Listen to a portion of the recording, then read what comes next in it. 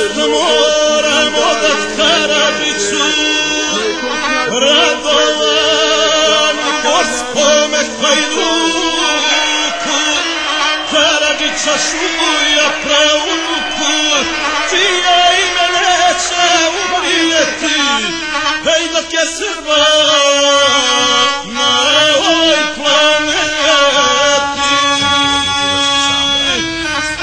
I neka je svijetu na znanje, iska ponosi srpsko znanje, u sljedećem novom vijeku spremajte se velikom dočeku, od svih Srba koliko ih ima, porodici, pored onih koji su već obavješteni, koje želite da sekretarijat obavijesti o vašem prisustvu ovdje u Hagu i vašem smještaju u pritvorsku jedinicu?